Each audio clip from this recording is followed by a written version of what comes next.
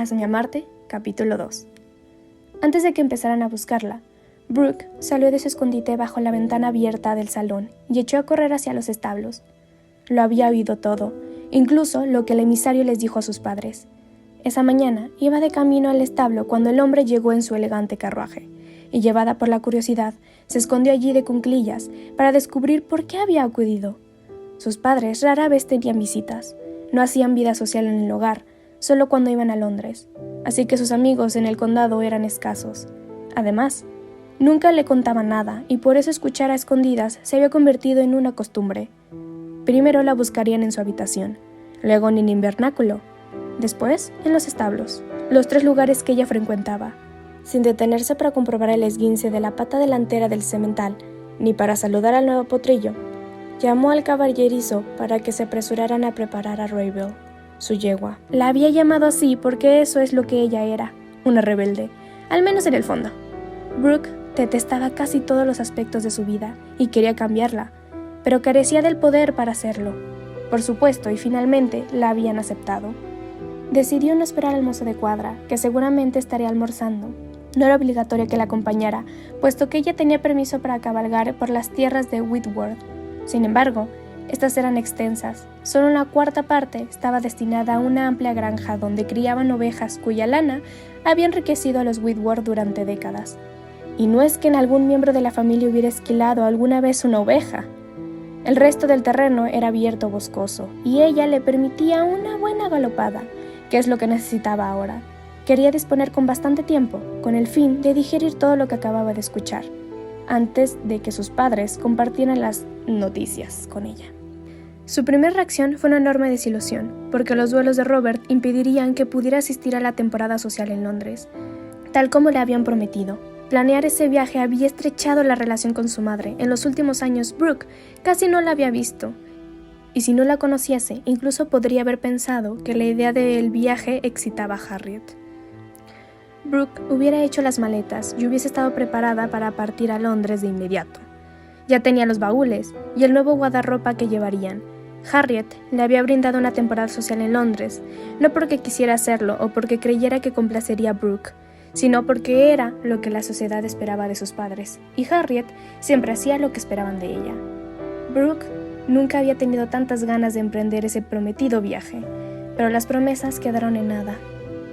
Entonces, el temor la invadió. Tendría que casarse con un completo desconocido. Mientras galopaba con Ravel a través del prado, pensó que no hay mal que por bien no venga, porque era una manera rápida y segura de escapar de su familia. La idea de ir a Londres y no encajar la había preocupado, porque su don de gente era tan escaso que quizá no encontraría un hombre dispuesto a casarse con ella. Ahora esa preocupación había desaparecido. La decepción y el temor aún la invadían, pero no pudo evitar una sonrisa. Era la primera vez que sentía emociones tan contradictorias, pero su temor ante ese hombre desconocido, que sería tan capaz de asesinarla como de llevarla a la cama, y vivía muy lejos, no anularía la dicha que le causaba abandonar su hogar. Que la arrojaran en brazos de ese tal Wolf, ese lobo, no era el modo de escapar que hubiera preferido, pero cualquier cosa era mejor que vivir con una familia que no sentía afecto por ella. Cuando alcanzó el bosque refrenó a la yegua y enfiló por un sendero que solía recorrer cuando acompañaba a Alfreda, su doncella, para recoger hierbas. Esas mismas habían creado el sendero en sus numerosos paseos, hasta la parte más profunda del bosque.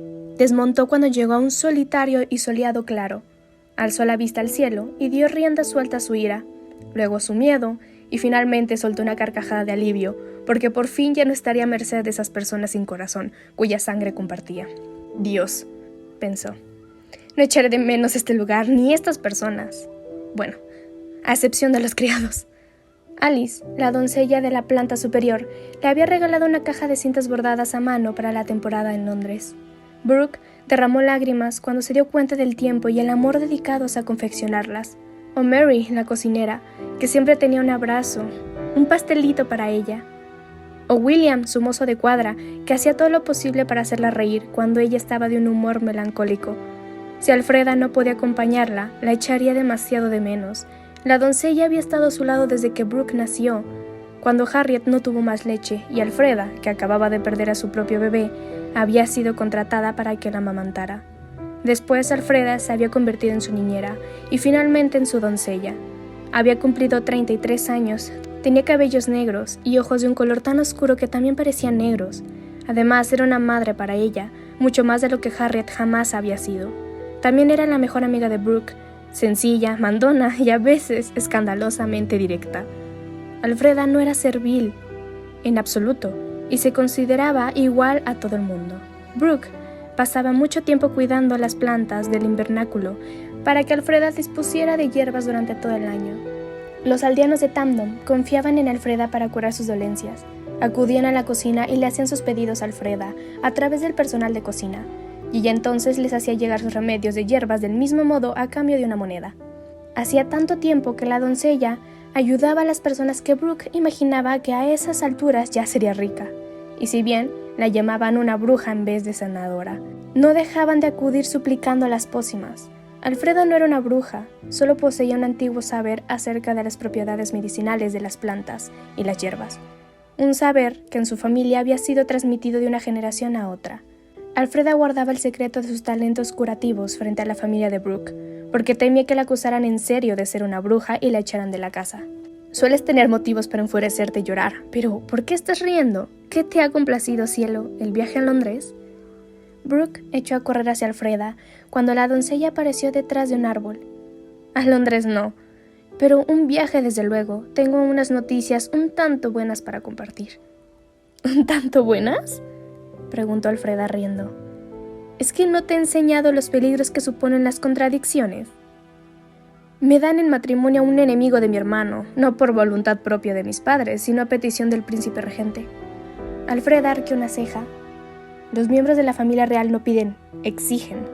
Exactamente, y amenazan con graves consecuencias si sus exigencias no son satisfechas. ¿Te negarías a obedecer?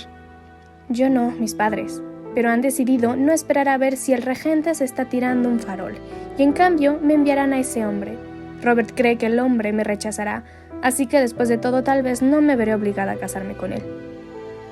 Todavía no me has dicho que te complace a ti de este arreglo. Estaría dispuesta a casarme con él si eso significa que habré puesto final al vínculo con mi familia. Y hay algo a su favor. Ha intentado matar a mi hermano en 3 ocasiones, y por eso ya me cae bien. ¿Te refieres a los duelos recientes mencionados por tus padres? Sí. En general se dan por satisfecho el honor tras un único duelo. ¿Alguna vez averiguaste por qué fueron 3? Brooke sonrió porque Alfreda conocía su propensión a escuchar en secreto. Mi madre se lo preguntó a Robert la última vez que estuvo en casa, pero él esquivó la pregunta diciendo que era una trivialidad, que no merecía la pena hablar de ello. Es obvio que era algo más, pero hoy, cuando mi padre le preguntó qué había provocado la ira de ese Lord del Norte, Robert afirmó ignorarlo, pero tú y yo sabemos muy bien que es un mentiroso. Alfreda asintió con la cabeza. Al menos tienes puntos en común con ese hombre con el que pretenden casarte. Eso es bueno, en comienzo. Bueno, sí, ambos compartimos el mismo desagrado por mi hermano, pero yo no traté de matar a Robert, como él me acusó a mí cuando era niña, contestó Brooke en tono rotundo. Aquel día cuando trataba de alcanzar el pie de la escalera antes que él, realmente tropecé y choqué contra su espalda. Tuve suerte y me aferré a la barandilla mientras que él rodó por la escalera.